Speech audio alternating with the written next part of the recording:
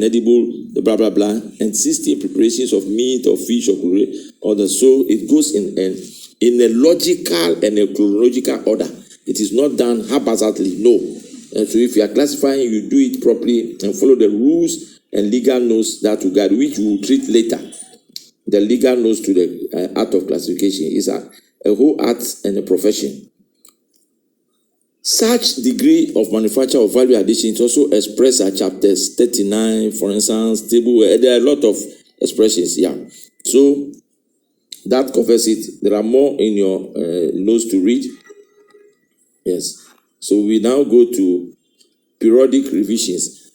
Since the introduction of the HS code, it has undergone several changes in the classification of products. These changes are termed revisions and entered into force in 1996. It was revised in 2002, revised in 2007, revised in 2012.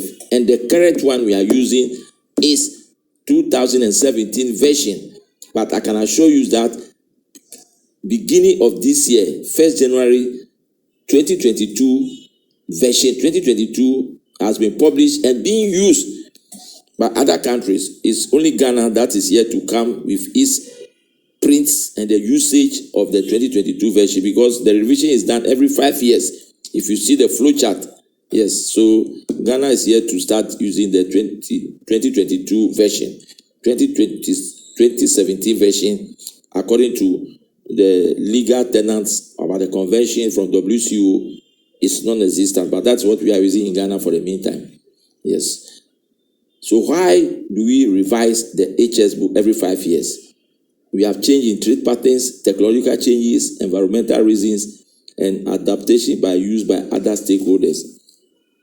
So that's some of the reasons why the revision is done. Yeah. So now the most important and the last part of this topic, the HS code or the customs tariff. As I said, classification is done in an ordinary manner, in a logical manner, and chronological manner. And as such, the convention guiding the classification procedure has set up rules in it. It's in the law, so they are legal. But the rule comes out clearly that the title to sections, chapters, headings, and subheadings are for ease of reference only. So don't go reading the titles and use it to guide yourself to classify goods. If you do it, you are totally wrong and you infringe on a customs law or a procedure. What we use to classify goods correctly and appropriately are the legal notes. So the legal notes to the sections, the chapters, sub-chapters, headings, and subheadings are of legal implication. So if you take the book, any product you want to classify and you open the appropriate chapter or the section or the heading or the subheading, kindly read the notes attached to it and you'll be guided to do things right. And these rules are 6 in number and they are normally called the 6 general interpretative rules.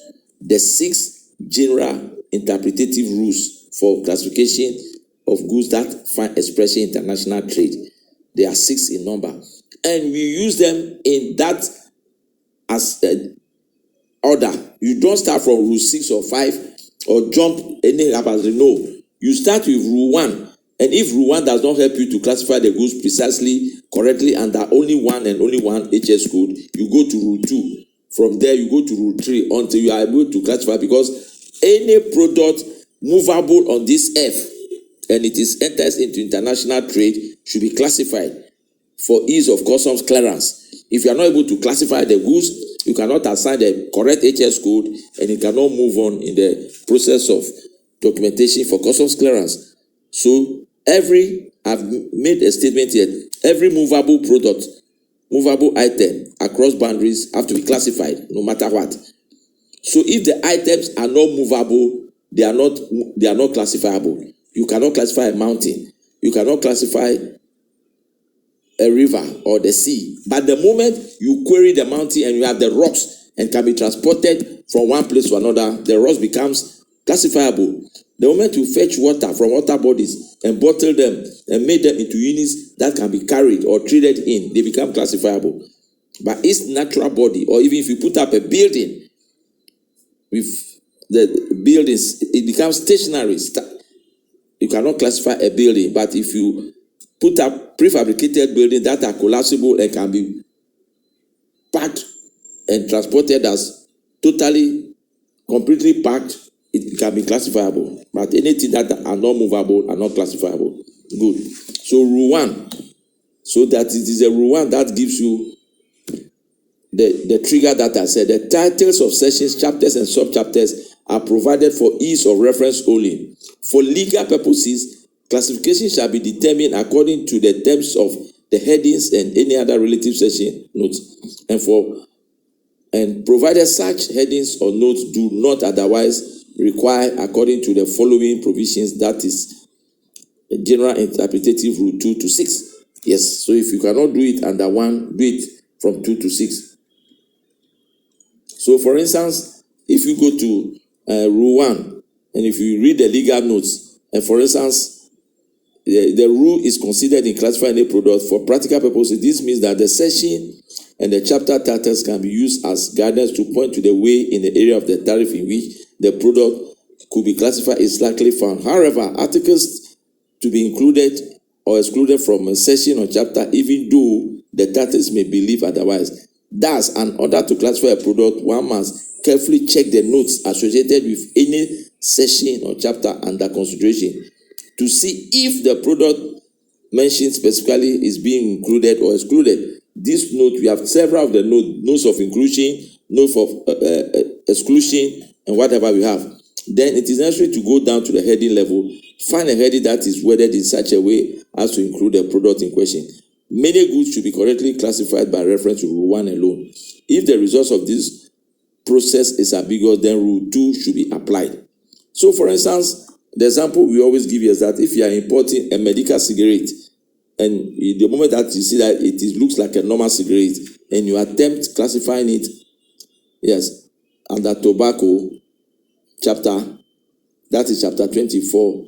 But if you go and read the notes, they'll tell you don't classify it here. Please go to chapter 30, because the moment it is a medicinal cigarette, it becomes a pharmaceutical product and no more a tobacco product. So chapter 30 will be most appropriate for you to go there. So see how the rules work and guide you. Please read the legal notes, and that is why most, about 80 to 90% of classifications in customs space are done under rule 1. Yeah.